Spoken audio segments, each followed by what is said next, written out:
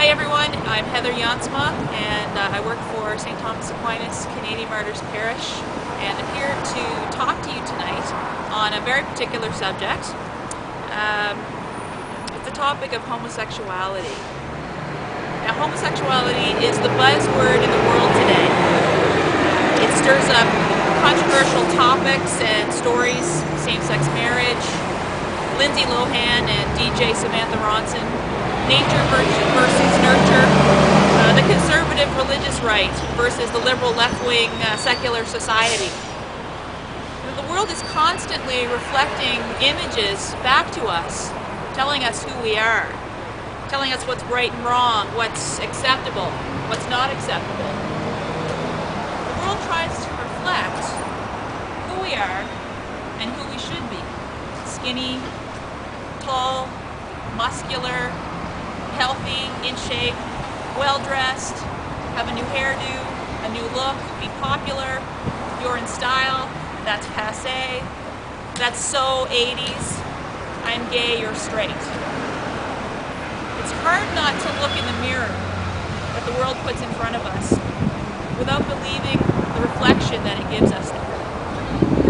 Now, that reflection, or that label, if you like, is constantly before us. It's on TV, it's on movies and magazines, it's on newspaper, radio, billboards, it's on YouTube, it's on our iPods, it's even in our video games.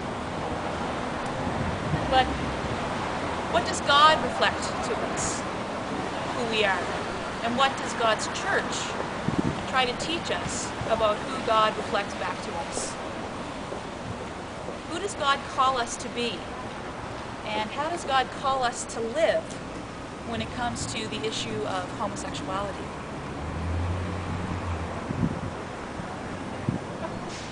Whenever you're ready. All right, so first of all, as we get started here tonight, it's a serious topic, and some of you might be feeling uncomfortable.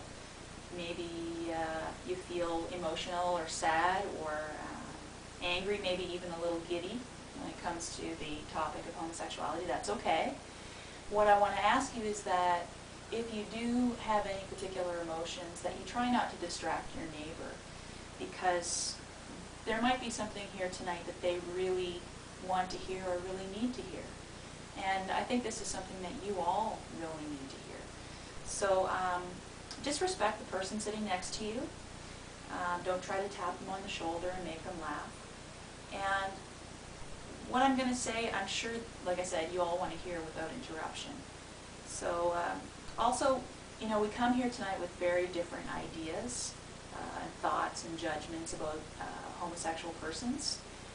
And actually tonight, a lot of times I may refer to them not as homosexual persons, but as people who experience what I like to call same-sex attraction. And I'll get into that a little bit more later on. But I'm going to ask that you lay some of your judgments and your thoughts aside and just be open to the whole truth tonight, okay? Secondly, and most important tonight, is I want you to know that God loves you. Okay? God loves you. He made you. He knows you. Psalm 139 is probably one of the best psalms to read about God's love. In fact, a lot of the psalms are, especially Psalm 1 and 3. So God loves you. And in fact, in Romans 8:38, Paul says, there is nothing that can separate us from God's love. And as Father Owen, you may have heard him say a lot of times at Mass, or when he's talking to Sunday school kids, you know, God loves us more than the person on earth who loves us the most. All right. Thirdly, because tonight we live in such a busy world, I want to, and thirdly, because we live in such a busy world that it's constantly bombarding us with images and information about who we are or who we ought to be, I want to just take a couple of minutes of silence right now so that we can hear God's voice, so that we can open up our hearts to God's voice. In 1 Kings chapter 19, it says that the prophet Elijah encounters God. He comes out of a cave. He's in a cave, and God's saying, like, I'm going to pass by, so be attentive to me. And there's something that passes by. There's a heavy wind. There's an earthquake. There's a fire. And God is not in any of those things. But Elijah comes out of the cave when he hears a soft whispering sound. And so we only hear God's voice when we're listening, when we're quiet. So let's just take a few moments, and like it says in Psalm 46, verse 11, it says, "Be still and know that I am God." So let's just take 10, 15 seconds to just be quiet.